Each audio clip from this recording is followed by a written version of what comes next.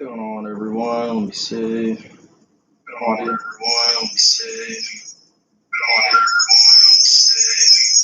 All right, we got audio.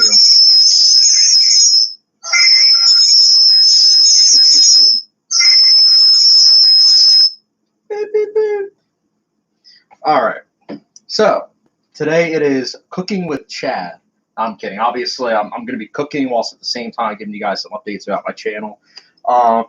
Because I am starving. I got home from work not too long ago, so I'm going to be cooking. So think about this almost like David Lynch cooking quinoa, but, obviously I'm not as good as the director as him, so I'll go screw myself. But, let's go. So I'm probably going to wait about 10 minutes before giving any actual updates, because that's when, a lot of people will get into the chat, or, 5 to 10 people, I should say. But, at least I have 5 to 10 people watching. Already there's 3 people. I like to see it. Guys, introduce yourself. I'm curious about who's watching right now. And, where you guys are at, right now. I'm the East Coast, so right now it's 6:35 p.m.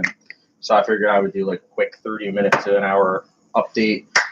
I'll be talking about the movie, my sophomore film, and then, obviously, channel update, which I want to, obviously apologize to you guys in advance, because I just feel like I haven't been posting as much. And I know that, especially with the pandemic, a lot of people have been making sure that they post a lot. But for me, I just, with the film, I've just had a lot on my plate. So I've had a lot of stuff on my list to do, but I just actually haven't, done it, unfortunately. So what are you going to do? Keep everyone updated. Salmon burger. Organic, of course. And then my clickbaity thumbnail, crawfish. I know, you guys thought that, I was a movie reviewer. Turns out I'm a food critic. I'm kidding. 1 second, guys. Just gotta put this on there. Crawfish. I've been looking for this crawfish for a while. On the East Coast, they don't really seem to like to sell crawfish, but managed to find some for some way, shape, or form that they had it at Giant, so that's good. But hey, guys, feel free to ask away. I see 2 people in the chat so far. If you guys have any questions, you guys might be new to the channel too. So sometimes my subscribers like to every now and then, have where I go on. Unfortunately, I don't have the community tab. If I did, I obviously would have been like, hey guys, Tuesday I'm looking to possibly, do the live stream. But 1,000 subscribers, that's my goal, 1,000 subscribers to get there. I'm a little over halfway done. So once I get 1,000 subscribers, that community tab, you best believe it's going to be my best friend. Because I feel bad, because I can't really keep you guys up to date other than doing these kind of live streams. It stinks to be a YouTuber with 1,000 subscribers, but what are you going to do, right? It's all about doing it for the love, not the money. And the views.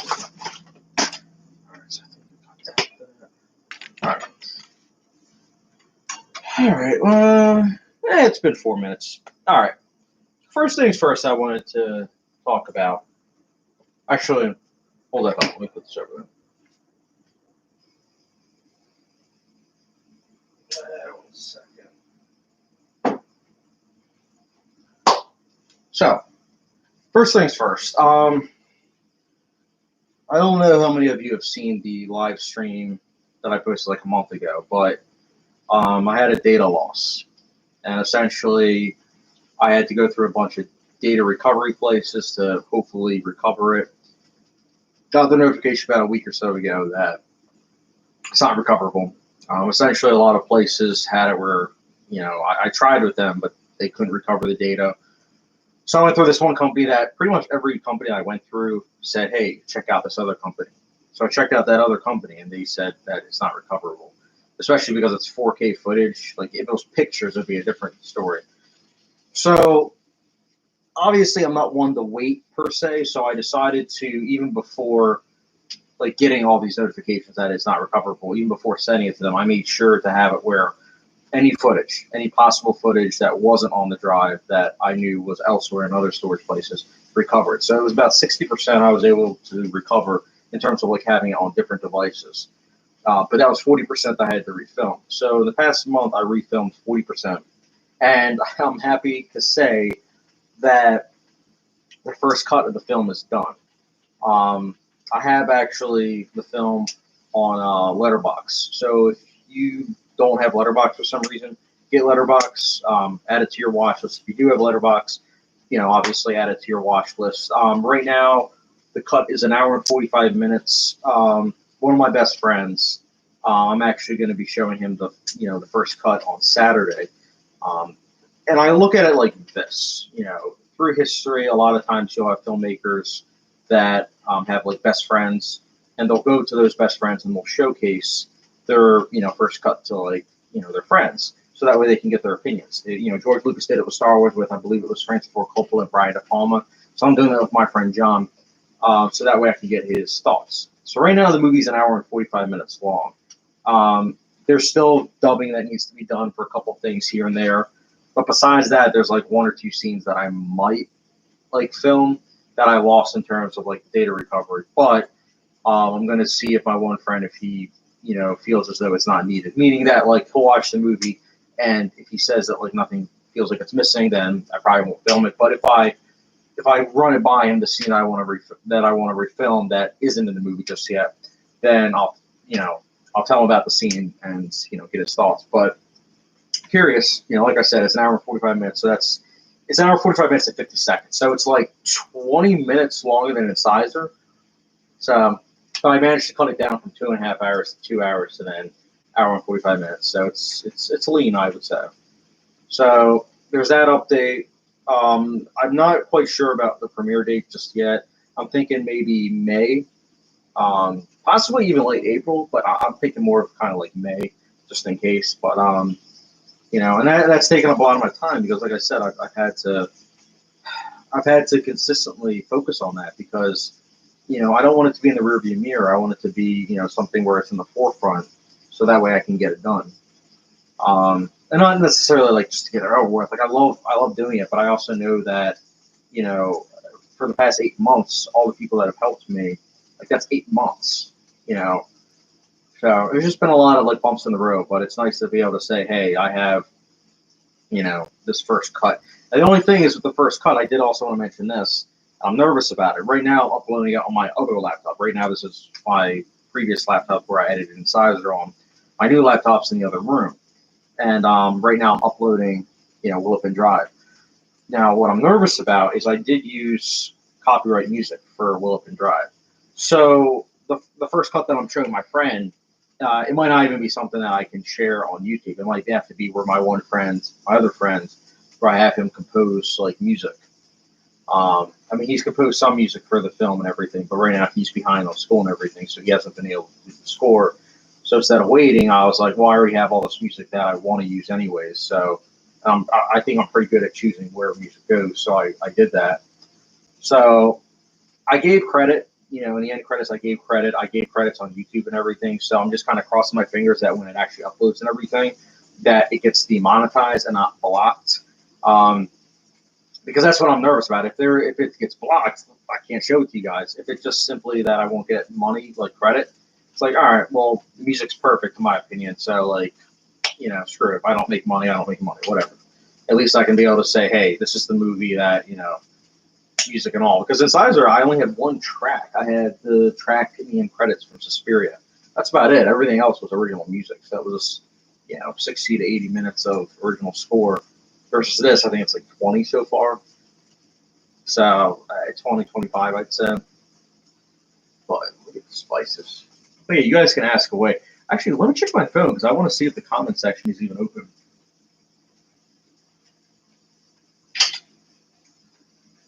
That wouldn't be good. That wouldn't be good.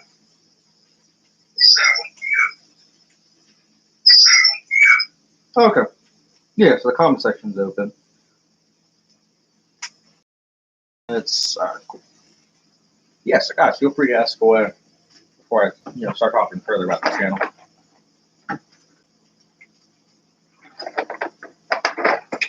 Let me get the splices. La, da, da, da.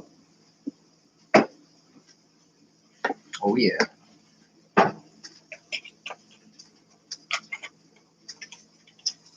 Come on, guys. Get some chatter in that group chat.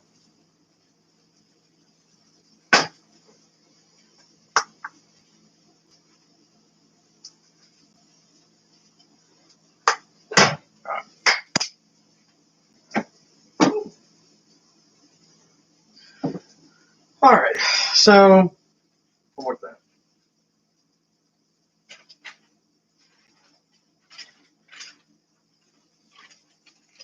So, I have a bunch of things I wanted to go over. So, keep in mind, these are all things I have not filmed just yet, so bear that in mind. But here's some channel updates.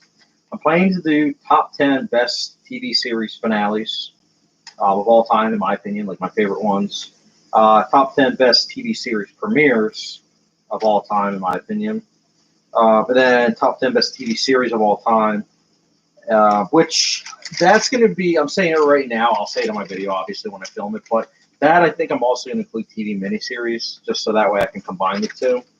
Oh, that's stuff I got to continue watching. That's reshoots. Here it is. Here's the things I got to do. Still a film. I have to edit my Girl with the Dragon Tattoo 2011 review. Turns 10. I worked with Anthony Perez. Shout out to Anthony. Worked with him, so he sent me his half. So I still have to film my half. Well, actually, not my mistake. I filmed my half. I still need to edit my half into his, splice it together, so that way we can then release it. So that will be on my channel. Also need to film my review of Warrior 2011. And then I also need to rewatch Hannah, which came out 2011, and then review it. So what I'm essentially doing is a lot of films are turning 10 this year, so I decided that it gives me a good excuse to review them. And honestly kind of put some spotlight, because I feel like not many people talk about that movie. My entire Criterion Collection Part 3, this time 2021 edition. So it's going to be the movies that I got for Christmas, because it wasn't in the, my Criterion haul for November. But it's going to be that, and then also my flash sale that was on Criterion. So it will be those two things. And then I need to film my John Lee Hancock's films ranked video, as well as my Spike Lee. So I'm working with PJ of Blacktastic Media, awesome guy. He actually sent me his half of it, because he had already seen every Spike Lee movie. Meanwhile, me, I still have 4 more of his movies to watch, so I gotta watch those 4 and then film my half and then splice the 2 together. So look forward to Spike Lee ranking list. Also, I had someone, I forget his name off the top of my head, but he told me about Yoga Hosers. The reason why I'm talking about Yoga Hosers is because I'm planning to do a Kevin Smith ranking video. I never, really gotten the chance to do it because Yoga Hosers was like impossible to find. But I had a review, a commenter, I should say, like one of my subscribers comment like that it was on YouTube. So I checked it and it's on YouTube, so I can watch it for free. Once I do that, I've seen all of his movies and I can then finally rank them. So I'll have that out too. That will be down the line though. And then I also have to film top 10 animated films of all time list. Film every Academy Award Best Picture winner ranked. That's going to be done probably in 4 parts because it's like, 90 movies. So it's going to be that. And then I got to film my review of Moneyball 2011. I believe I'm collaborating with Sergey of Skynet Gen, who I've collaborated before on this channel. And then I got to film my review of The Tree of Life 2011. That I'm collaborating most likely with Adam from Vibes, VIBZ. Then I got to film my review of The Skin I Live In, Shane, Take Shelter. So that's all that stuff. In addition to obviously completing this movie, I'm working on the bloopers for that and maybe behind the scenes video, kind of like what I do with Incisor. So that's everything.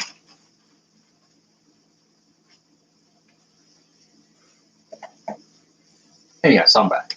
Sorry, I just gotta flip my burger. Salmon burger. Woohoo! Where's this pod racing? Guys, y'all are quiet in the chat. Like, what's going on? It literally, come on. I'm sure you guys have some questions. This can't just be 15 minutes of Chad babbling about himself. I mean, it can be, but, what's the fun in that, right?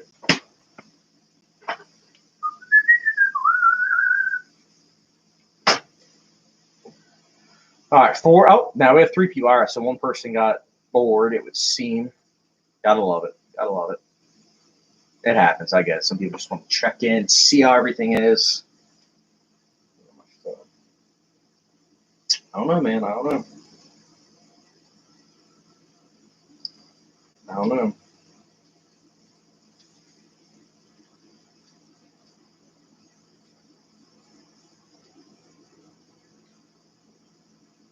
There we go. We got 4 people again.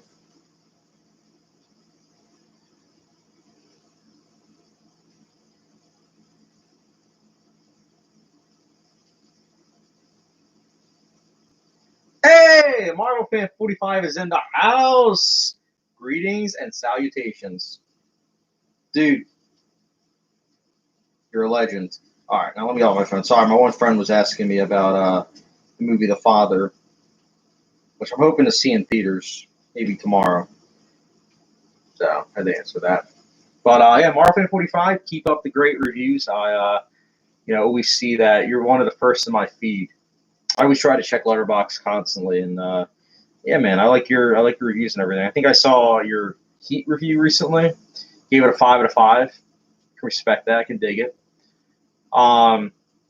Hopefully, I was talking about in the group chat. I have Willopenn Drive on. That's my feature-length movie. I have that on Letterboxd. So I was telling the other people to add that on your watch list.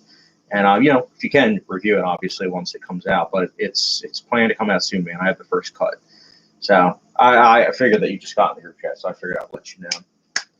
But yeah, guys, like I said, I mean, I really appreciate your guys' support and everything. I mean, it's crazy to think that a little over a year ago I was at 200 subscribers, and now here we are, on the cusp of 600. Marvel 45, yeah, I've heard it's good. I'm just rewatching stuff at the moment. I'll watch it when it comes out. All right, awesome, man. Yeah, The Father, I've heard nothing but good things. I mean, a story about dementia from the perspective of the person who has dementia. I mean, it sounds like it could be really good, honestly. And also at the same time, spin a spotlight on that topic. Because I remember Still Alice came out, and I wasn't a big fan of Still Alice when it came out. I mean, I thought Juliana Moore did good, but I mean, good job, but wasn't the best in my opinion. I'll watch it when it comes out. Awesome, man. Yeah. Don't forget to add to the watch list. I loved it when you reviewed Incisor. I was very much so a fan of you doing that. And I think you'll be impressed because Incisor was a $6 budget movie. Willopenn Drive is a $5,000 budget movie. So I really ups the ante, so to speak. So, which is nice. Because honestly, I was able to, I bought a drone, 2 different cameras essentially. There's a lot of times there's 3 camera setup. I mean, and honestly, the 3 camera setup, sometimes 4 cameras, honestly saved me because if it wasn't for the fact that I had 4 cameras set up, this data loss that I had where I lost 40% of the footage, it could have been worse, honestly. If it was 1 camera, I would have been screwed. I would have had like 10% of the footage, and it would have been like one of those things where it would have been nearly impossible. But 40% loss, I mean, you can refilm that, which I did. So, well, yeah, $5,000. That's the magic number for the budget.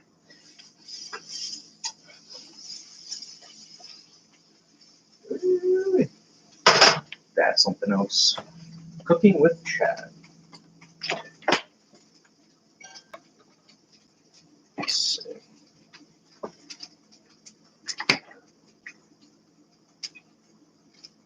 I have more product placement. 5. I'm off 45. Yeah, it sounds interesting. I just rewatched Dracula 1992 for the first time in a while. Yet again, hopped back up to my #1 spot. I'm interested to see how your filmmaking has changed. Dude, I need to watch. It's funny you talking about the Dracula 1992. I'm actually very interested to watch that. I'm trying to watch. Well, when I say trying to, I mean right now it's kind of been on the back burner. But I am trying to watch all Francis Ford Coppola's work, and I do want to watch Dracula 1992. So you saying that it jumps to #1 spot, it's pretty awesome. It looks great. I mean, Gary Oldman looks unrecognizable, so I'm curious to watch it. And I do like, Universal monsters. So, and also, dude, yeah, you're gonna see. To be honest, you'll see a big difference with my filmmaking. I think. I know it sounds so pretentious, saying that, but I truly do think that you'll see like a big difference. Because I went from a single camera setup to a multi-camera setup, and at the same time, I also utilized like a different kind of camera. So because I utilized a different kind of camera, I had HDR on this. So my previous camera, I didn't have that, and at the same time, I was shooting on well, I didn't know this. I thought I was shooting in 4K with my previous movie, but I was actually going back and forth between shooting on HD 60 frames and 4K 30 frames. For some reason, my camera that I was using, it would automatically jump to HD 60 frames. And I didn't realize that until too late, until literally I was about to do Willopenn Drive. So you'll notice that. And also, I just think that you'll see that my editing got a lot better, and same with sound mixing. Because those were things that I still had a lot to learn about. But I think you'll see better pacing as well. Marvel 45, it's free on YouTube. And yeah, Blizzmaster Master filling in my gas with him this month. Yeah, he really is. I didn't know it was on YouTube. Interesting. I want to see that movie in 4K. 4K or Blu-ray.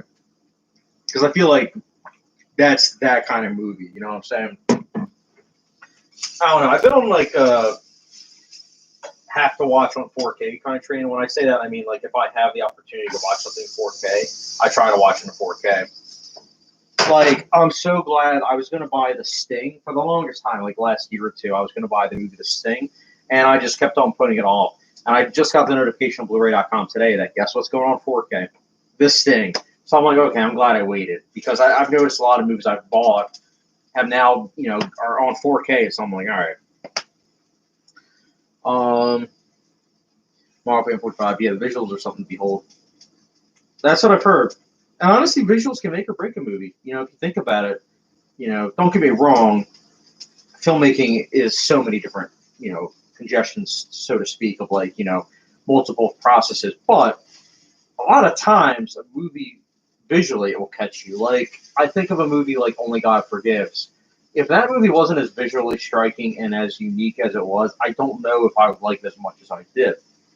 But because it's like a sensory overload almost of like visually, it's like feast for the eyes as well as just all audibly amazing in terms of Cliff Martinez's score. It's incredible. And that's why Dracula, I feel like I would like it because like visually I've heard it's great, and then at the same time the score I've heard is also good for Dracula. So I definitely get what you're saying.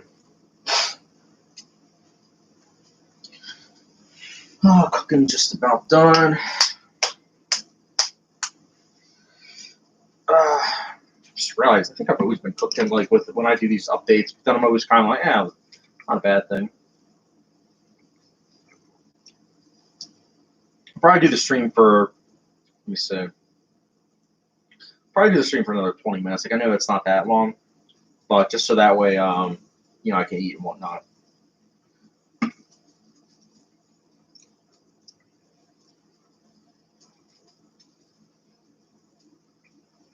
I'm trying to think what's up next on my queue to watch.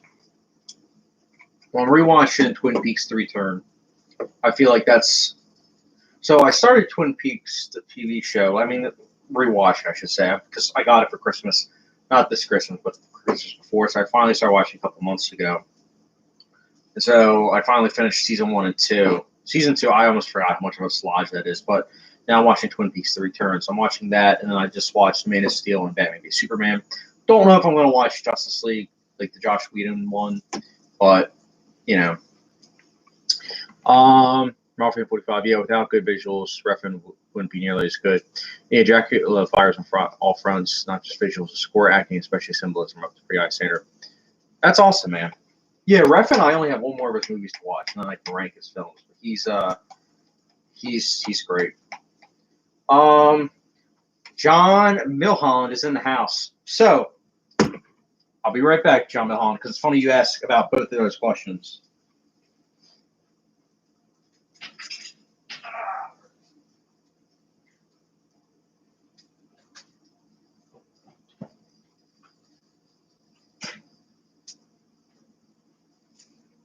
I know I disappeared. So, the reason why I disappeared, John, is because, to answer your question, Barry Lyndon, seen it once. I actually picked this up on, I believe it's my Criterion Hall for November. So I'm looking to rewatch this. I've been meaning to rewatch it.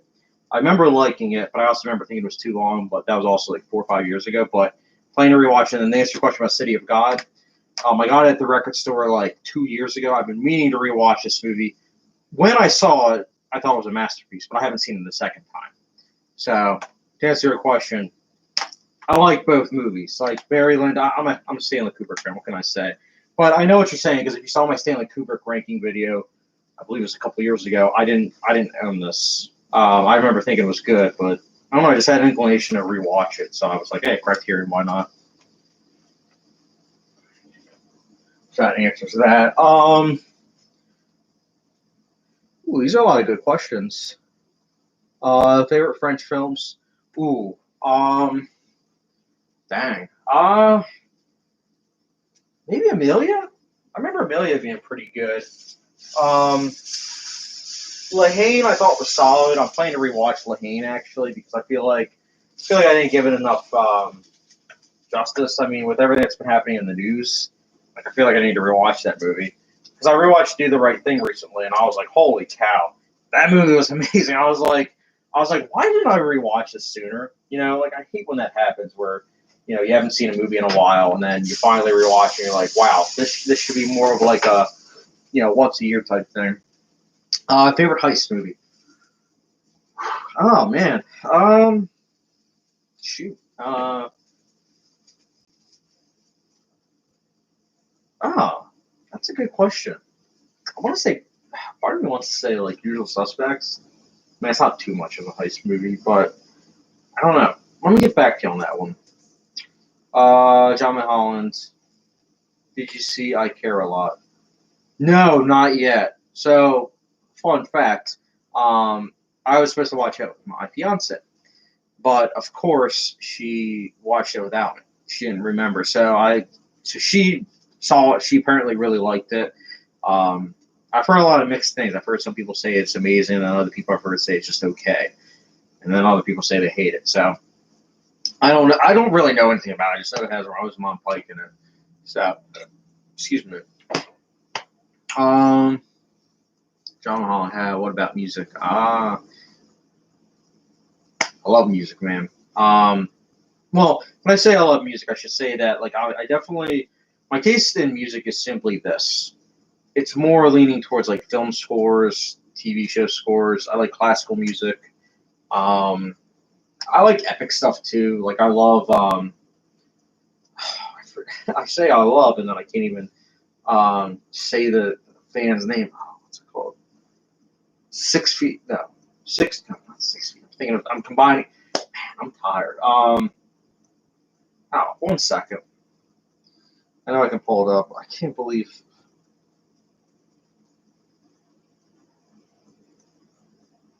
1 second.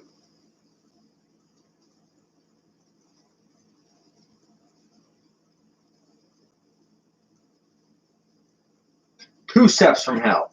I don't know why I was thinking 6 feet. Maybe because I reviewed 6 feet under. Two Steps from Hell. I like that band. They're like epic music based, but mostly it's film and TV show like scores, which is why I was saying earlier about how I consider myself really good at being able to put music in front of like certain scenes. No, it's just one of those things because I lean more towards about it. Oh, now there's only two people in the group chat. I guess I'm mumbling through.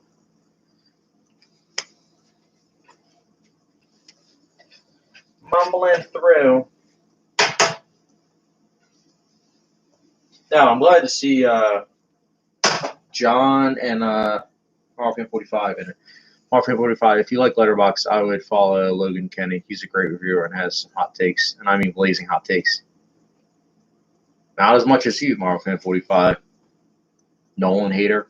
I'm just messing. Nolan used to be my favorite filmmaker, but I've just learned so much about filmmaking, and I'm kind of like, yeah, I like Nolan still, but he's not my favorite. But yeah, dude, I love Letterboxd. I mean, I know we follow each other, so you obviously see a lot of it, like I post and everything. I just think it's such a cool website. I wish I got into it sooner, to be honest. Oh, I saw you rewatched Star Wars: The Rise of Skywalker. This film is a complete mess. Yeah, it is. I hated that movie, but I can respect that you hit that like button. But I can respect the fact that you liked it. I personally did not like that movie, like at all. John Mulholland just picked up the Jacques Teddy complete set from the Criterion Flash sale.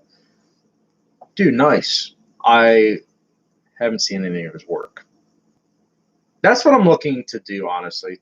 Like, if I'm honest with you guys, I'm looking to, once I'm done Willopenn Drive, and once I've like relaxed and everything, I'm going to try to start watching more movies that I haven't seen, because I've noticed that because I'm editing and whatnot, I'm not like watching a lot of movies I haven't seen before, or like a lot of foreign films. There's so many times where I'm like, oh, I want to watch this foreign film, but I can't, because I know visually I can only see what's happening. I can't like follow and edit at the same time. So definitely looking to watch a lot more movies I haven't seen before, because like I'll see people review stuff on Letterboxd. I'm like, that looks cool, and my watch list will get higher and higher, and I won't watch those movies because it will be like like a French film. So it's like, and I don't want to watch it dubbed. Marvel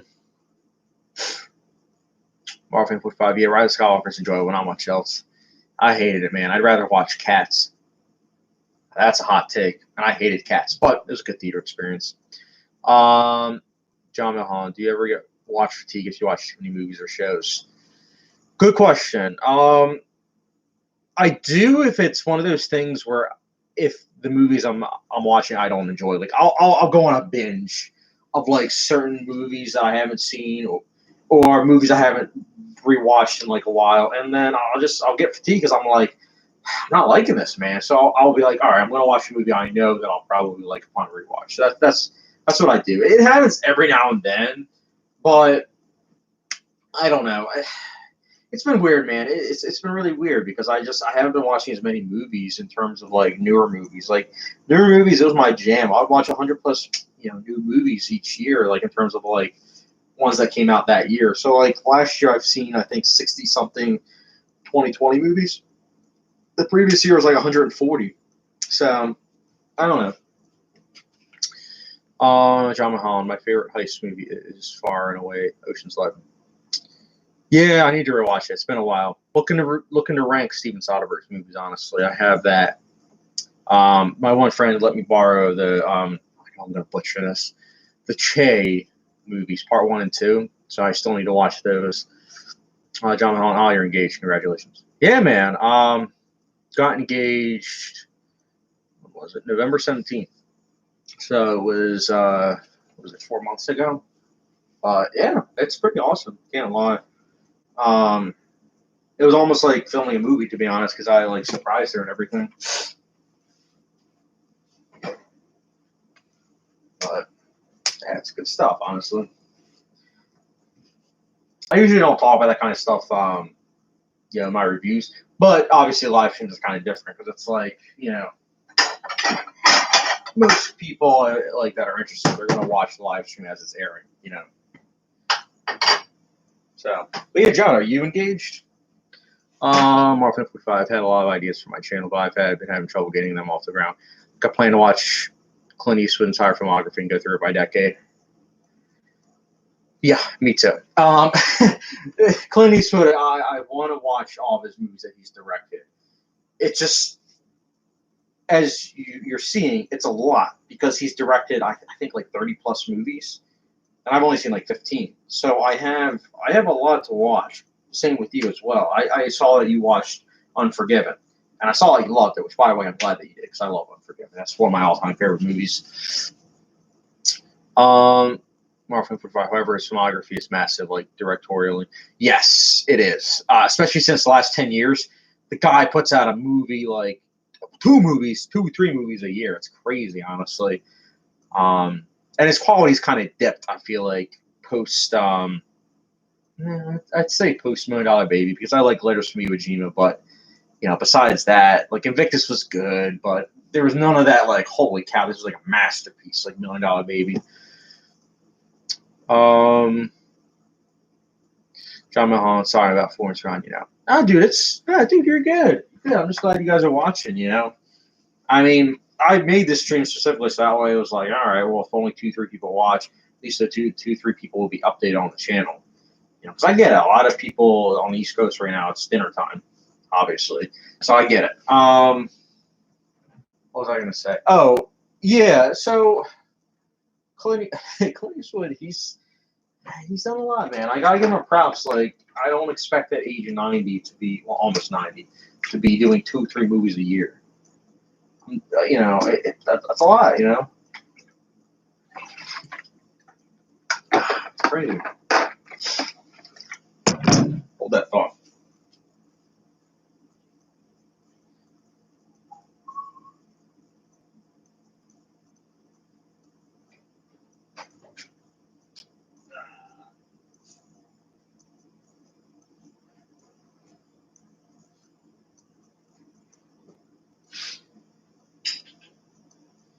Right there. All right. I'm back. I put the stuff down.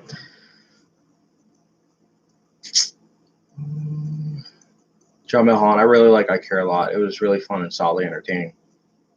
Good. No, I'm good to hear that. I'm looking forward to watch it. I know one friend of mine, he watched and he hated it. He was like, it was entertaining kind of, but then the ending, and I was like, oh, means I'll probably like it. RPM 45, yeah, I need to start cracking down on my watch list as well. Hoping to get off at least 200 films before the end of the year. Dang. My watch list is like 200 something. It's crazy. I don't know if you follow this channel, John, but I know Marfrey 45 and we both follow Misfit Pond. Misfit Pond and we've collaborated a couple times, and I love his content. Like, he's one of my favorite YouTubers, but he will always post a bunch of reviews of movies I haven't heard of, oftentimes, like these days, because it's it's Patreon requests and everything. So I'm like adding those to my list and everything every time like I see it, and I'm just kind of like, holy cow! Now my list is huge, So a lot of them are hard to find, but I'll get to them. So I get that. John Mahal, if you've watched BoJack Horseman, are you a Zoa or a Zola? It's funny you mentioned that show because that's actually on my watch list. I finished 6 Feet Under not too long ago, and I'm planning to start like Ozark.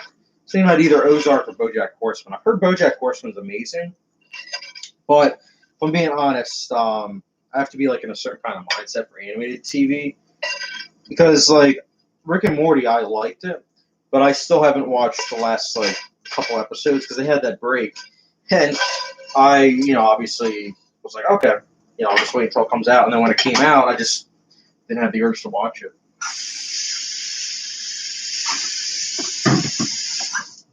So yeah, so I don't know which fan to answer your question. I don't know which I would be. I don't really know much about the show. All I know is that apparently it seems like it's a kid show, but it's not action. It deals with a lot of like existential stuff, and I'm just kind of like, that sounds up my alley, to be honest. I like that kind of like movie or TV show that deals with like, that existentialism question of like, what does it mean to be on Earth, or like, what is life after a certain place? Like, where do people, find themselves? Because let's be honest.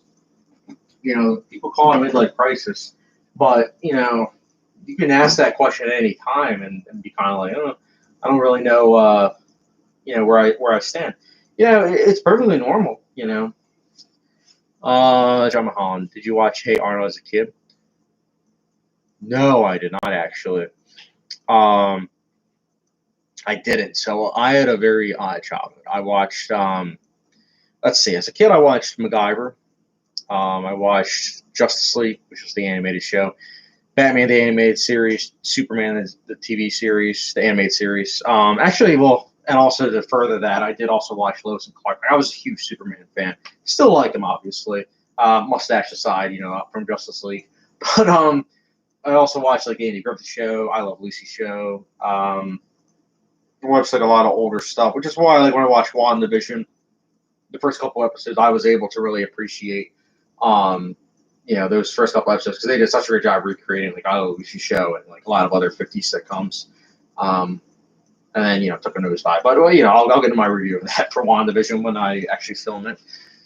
Marvel 45, what film do you plan to watch next? Good question. So, well, that's all. Let me bring the pile.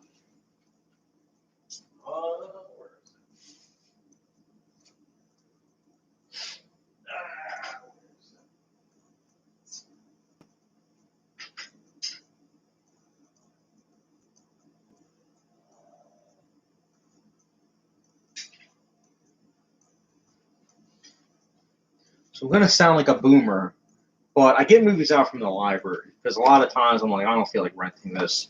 I don't feel like spending money. I'm a cheapskate. I only buy stuff if I know I'm going to like it. Except Total Recall. I bought that. I blind bought that, and I was very happy I did. But anyways, so I'm planning to rewatch. Well, planning to watch for the first time Dressed to Kill. Never seen it. Heard good things about it. And then I'm planning to rewatch Old Boy. This is the Spike Lee one. I didn't like it when I saw it like 4 years ago, but I want to rewatch it. And then I want to rewatch this, and I want to rewatch the original one. Because I love the original. And the original one's one of my all-time favorites. I love that film. But I kind of want to do a compare and contrast, and also see what my thoughts are going to be on it. Like I said, I didn't like it, but at the same time, I like the actors, so I'm like, I don't know. What am I thinking? I'm also thinking about rewatching Waves soon. Also need to rewatch Hannah, as stated earlier, because it turns 10 this year, so I'm looking to rewatch that. Let's see, I mentioned Waves. There's some other ones too. King Kong, I do plan on rewatching King Kong, the 2005 one, because Kong vs. Godzilla, or Godzilla vs. Kong is coming out soon, so I'm planning to rewatch that.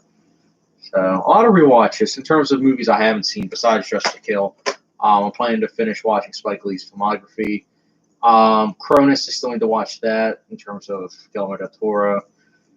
And then Bleeder, I think I have to watch in terms of Nicholas Winning Refn. So there's like one film a piece for like certain directors I still have to watch. But in terms of tonight, I don't really know. I'm kind of leaning towards Hannah, but I don't actually know. What about you, though?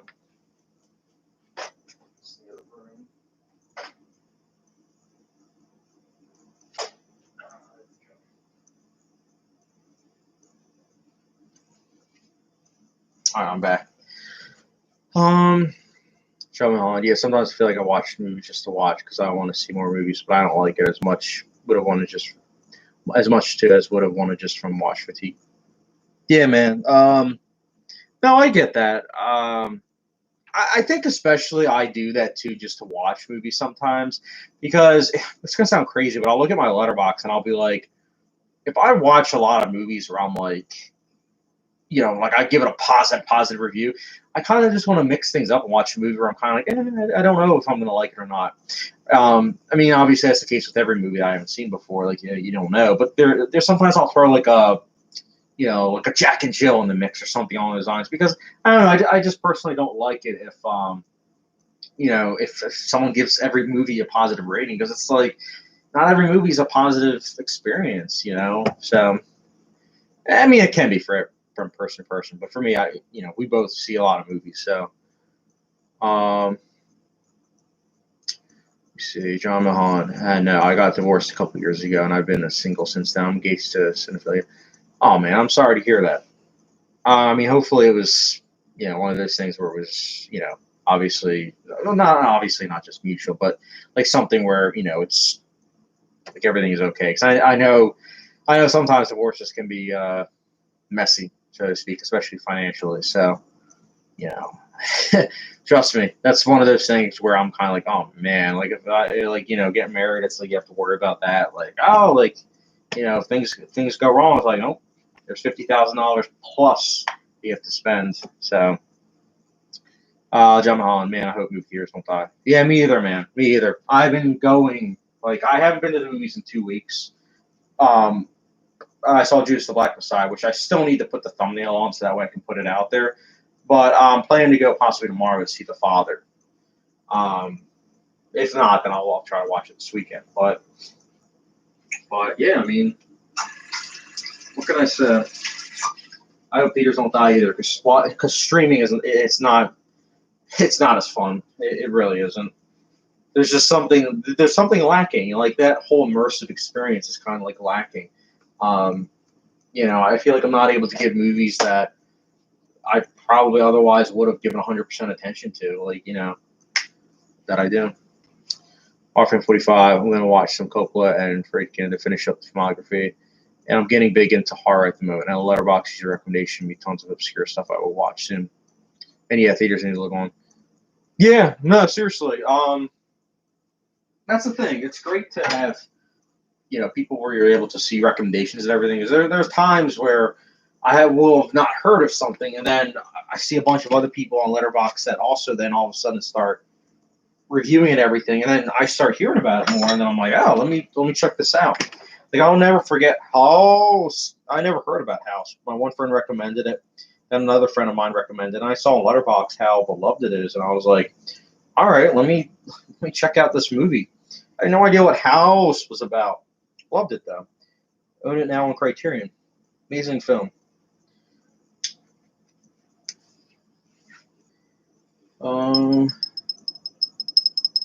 John Mulholland, you should trust my opinion on everything because I have really good taste. LLJK, my favorite movie is Norbit. Are you the one on Letterboxd that mentioned Norbit? Someone on Letterboxd was like, oh, Norbit's my favorite movie. And I was like, what the heck's Norbit? And then I looked up and I'm like, oh, it's an Eddie Murphy movie. And I was like, could be good. Could not be good. Could have good reviews. Might not be good. That was Coming to America, the first one. I haven't seen the second one yet.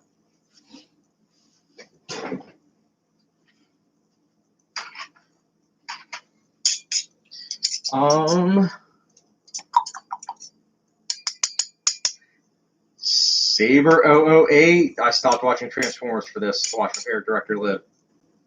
And of course, we're talking about House. So, guys, Saber 008. He is actually the one that he's the one that was one of the first to recommend House to me. So, everybody give him a round of applause. John Mulholland, you should trust my. Oh wait, no. Sorry, I already said that. Raw 55, Hey Sue is the best. Yeah, it really is. It's so entertaining. I actually watched it with Saber 008. Rewatched it, I should say. It was my second viewing. John Mulholland, BoJack Horseman is amazing, but I feel the way you do about shows. I'm way more reticent to get involved because they're so long. I'd rather watch a movie and get it done in 2 hours. Yeah. It can be daunting. Like, I started Dexter. I'm only 2 episodes in, and I'm like, man, I don't know. A show just has to hook me right away. But there are times where I'll give a show a second chance. Like, I did that with Mr. Robot, and I love Mr. Robot, man. I'm glad I gave it a second chance because I've now seen it like 3 times. Same with Twin Peaks The Return. There's sometimes you'll have that feeling of like you'll watch something, you'll be like, I didn't love it. But then it sticks with you. And you're kind of like, okay, I feel like rewatching this because like I can't get it out of my head. And that's just been the case with certain things. And Mr. Robot was one of the cases. Twin Peaks The Return was especially the case. I couldn't get it out of my mind. And same with Eraserhead. I liked Eraserhead when I first saw it, but I just couldn't get it out of my mind. And so I finally rewatched it this summer. And I was like, that's why. It's amazing. It's a movie I'm going to watch when, my fiance in the future is pregnant. That's the movie you want to watch when you're getting ready to be a dad.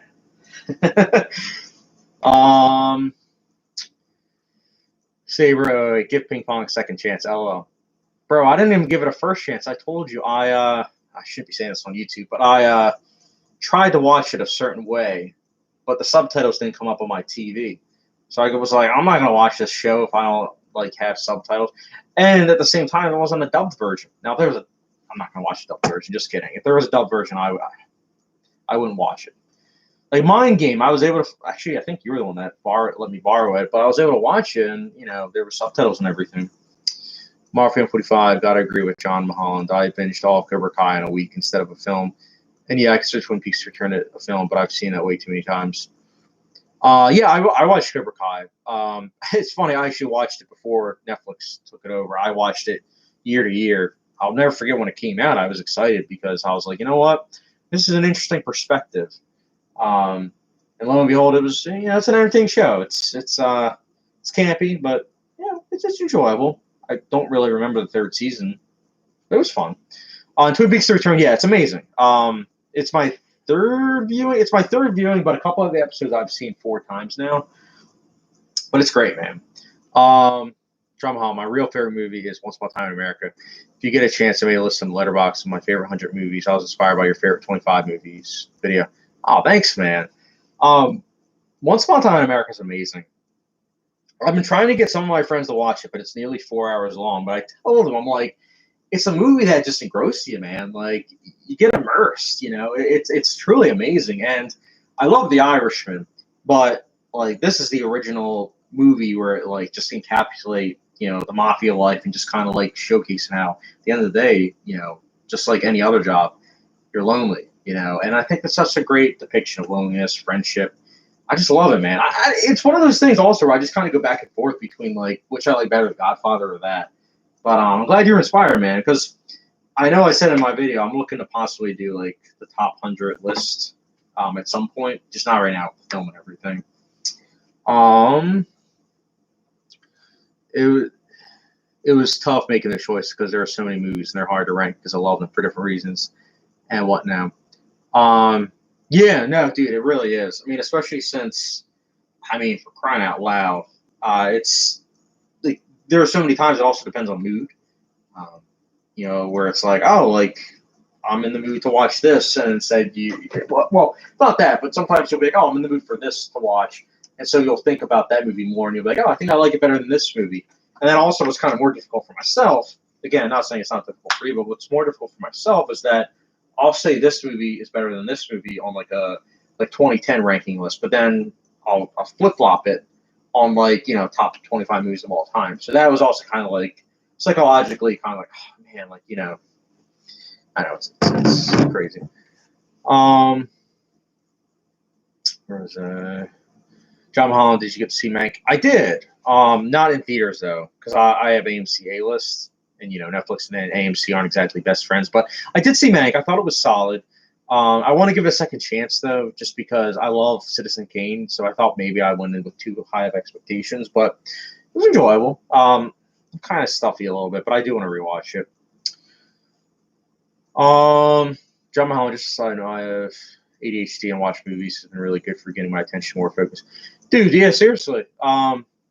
I get that, like I feel like movies just kind of put you in like the shoes of characters for 2 hours, sometimes even 3.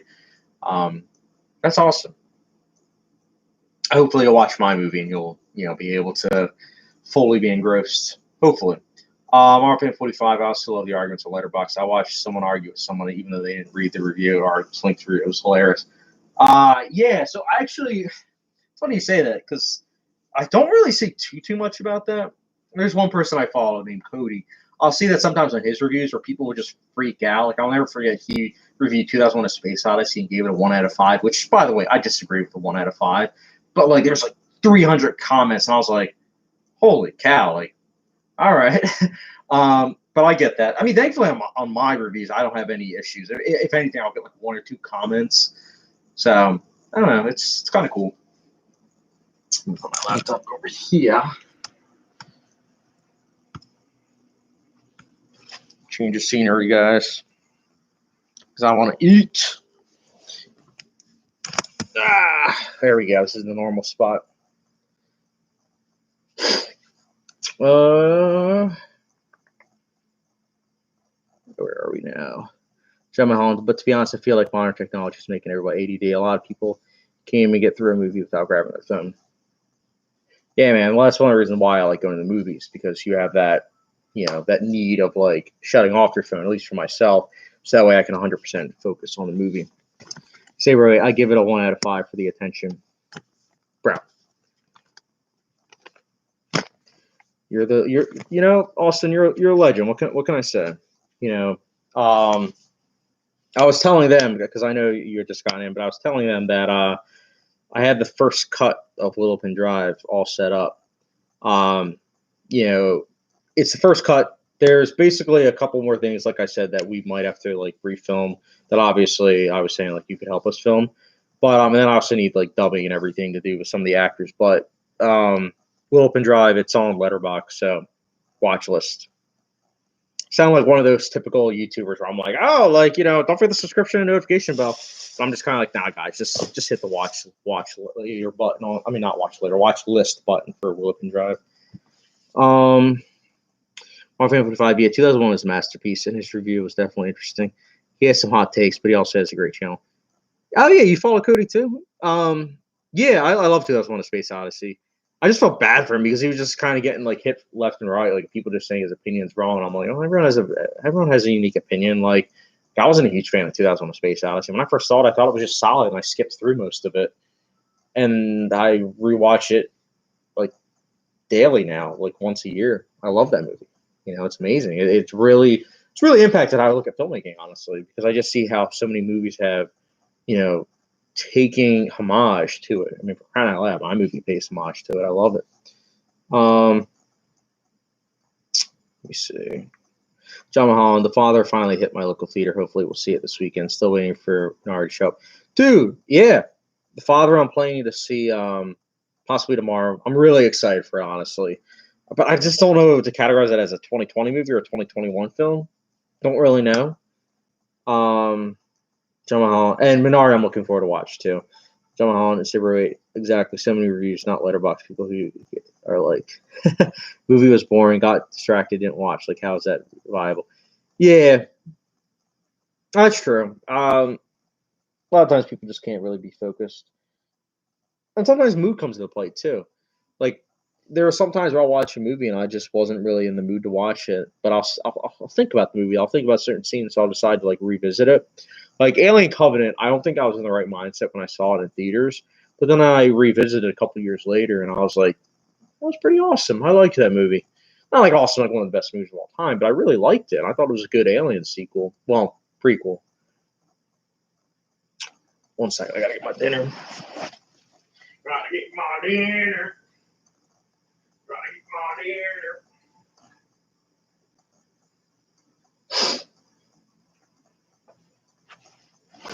I'm back, guys. Dinner with Chad. I know, I'm a hack, bro. What can I say? But, I'm starving. So I'm going to answer questions while eating.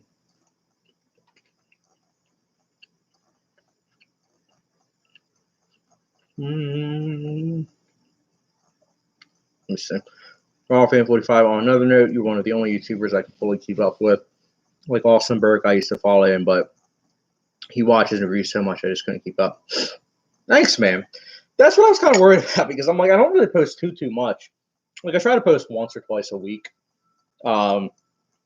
depending on if I see a lot of movies in theaters and everything, but I'm still kind of figuring out with the channel and everything what to do, because I love doing director ranking lists, and I have like a backlog of ones I've already filmed and everything, but I don't release them, because if I release them like once a week, people are going to expect it once a week, when it's not one of those things where it can be done once a week, because director ranking lists, like actually watching all that work, that's something that takes time. It can take a year or two. There are some directors where it's taken me sometimes even like a lifetime. So it's one of those things where I don't want to have it where it's like I release them all together. So I've been kind of spacing out where once or twice a month I release the director ranking list videos. Those are the ones that give me the views. And I'm not saying I do it for the views. I love doing them. And I remember I just did it on like, maybe people will like watching them, because I like doing it. It's something I do off to the side. And then I'll do a review for like, I don't know, Judas and the Messiah, which will probably get like 10 views.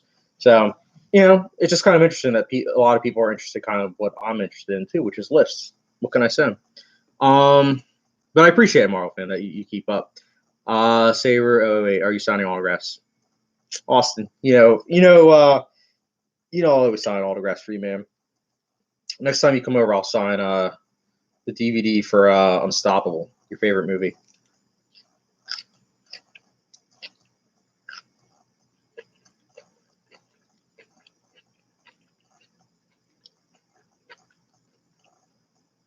Sorry, just reading. John Mulholland, there are so many excellent movies that nobody sees and nobody talks about. I love finding those. Me too, man. I remember The Wailing. I came across The Wailing because of Letterboxd, and I didn't know what it was about. And I saw it, and I was like, that's one of the best directed movies I've ever seen. That's a movie that any horror fan or director should look at and say, let's make a movie like that, because that was amazing. Puts American horror films to shame.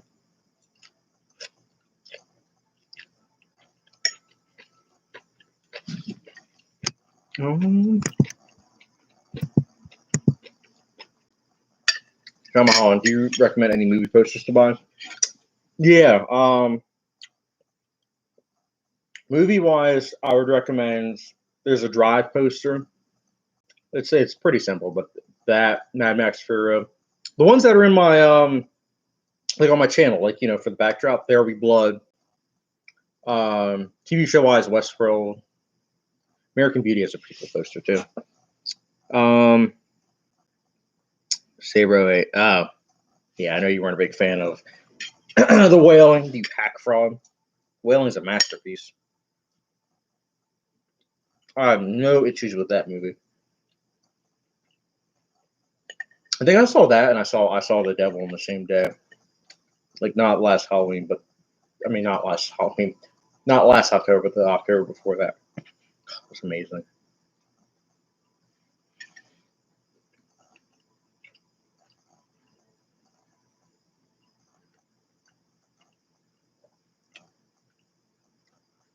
Apartment 45. Yeah, like I really upload now. I'm trying to get more consistent again. And I adore Alien Covenant. Had an existential crisis after leaving the theater. Riley Scott video in the works.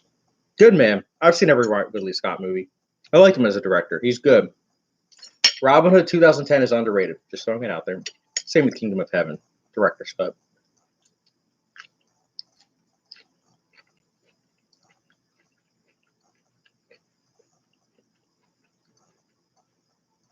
Sabro 8, Unstoppable.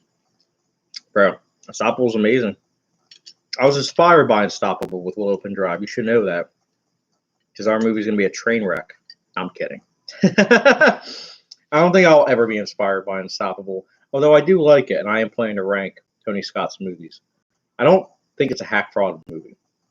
But it's not a perfect movie.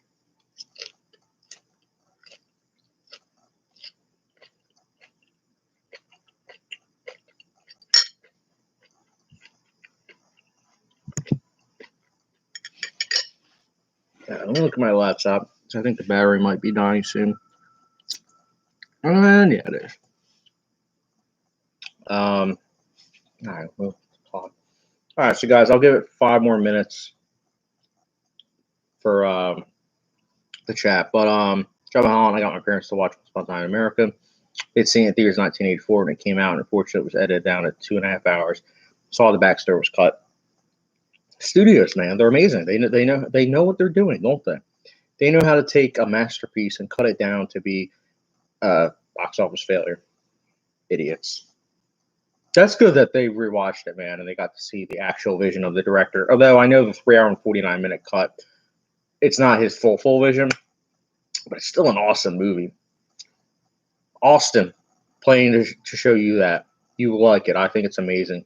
Better than Das Boot or Das Bot. Das something. John Mulholland, they were grateful to rediscover it and see the full director's version. But yeah, it's definitely a movie for true believers. It really is. I watched it. What was it? I watched it early winter of 2016. That was the first time I saw it. And I was dealing with like depression and everything. And that movie was almost like a spark that kind of really sparked my interest again for movies. Because 2016, I just wasn't really liking a lot of movies that currently were coming out during that time. And I remember that was one of the movies that kind of like reignited that spark. That, Arrival. Arrival definitely did. I mean, Arrival was like, holy cow. Manchester by the Sea just made me depressed. But yeah, it was an interesting year. I'm glad I watched it, and then I revisited it in time for Once Upon a Time in Hollywood. I want to rewatch it again. Martin Fugak, Tony Scott's amazing. He's still in my top 20, 30, or depending on the day. Leon was an outstanding director, just kept getting better. Yeah, he was. It's great to honestly see directors that master, directing. Like, they get better. And I think that's how it's supposed to be, honestly. Like, I don't like it when a director just kind of peaks. It's like from there on onwards, the director isn't able to capture what he was previously.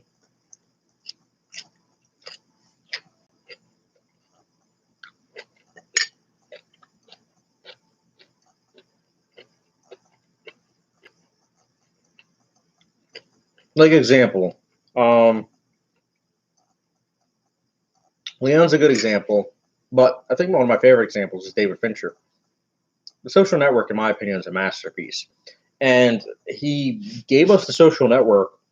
A year later, he gave us with the equally amazing Girl with Dragon Tattoo. Then he gave us Gone Girl. That's 3 masterpieces, like back to back to back. And then Mank came out. But still, like, the guy's a genius. Like, he just gets better and better. Like, he's perfected his craft. I love it.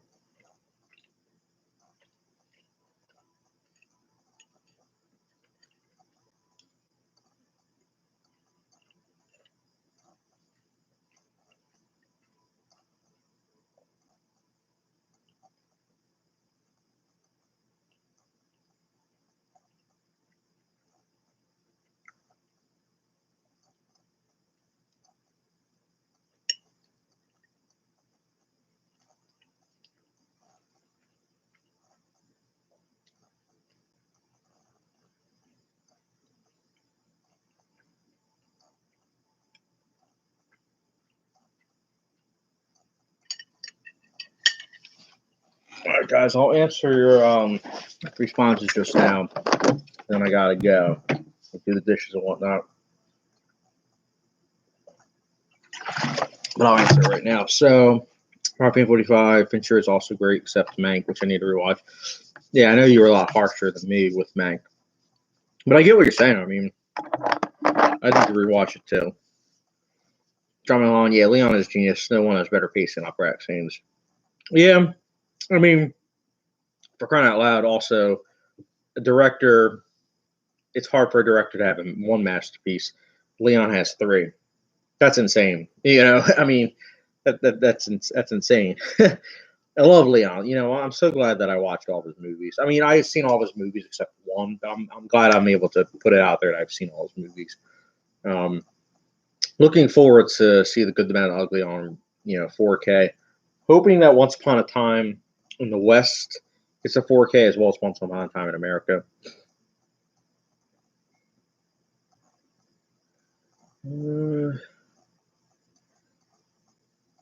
DK Studios. Oh, I can't make it.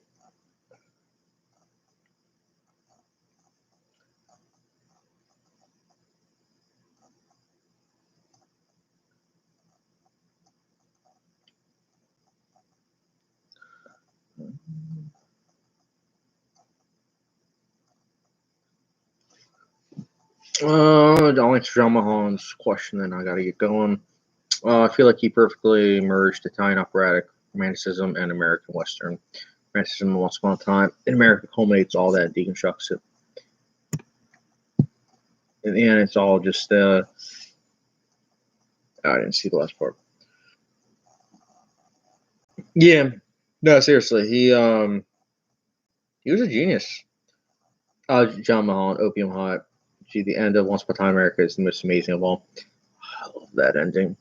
You're making me want to rewatch it now, even though I have a bunch of other stuff to watch. I know, Marvin 45, I'll answer your question now, and then I can get going. To answer your question, any recommendations? I would recommend, in terms of a movie that I think you might not have seen that I think you should, I would highly recommend you check out The Wailing. I don't know if you've seen that. Let me check Letterboxd real quickly. I don't think you've seen it.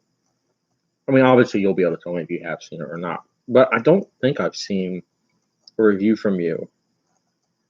Let me check 1 second. Because, oh no, okay, you gave it a 4 out of 5. I'm kidding, that's okay. Let me check to see I Saw the Devil. I Saw the Devil, I would also recommend. Saw the Devil. Still can't believe that's getting a remake. What the heck?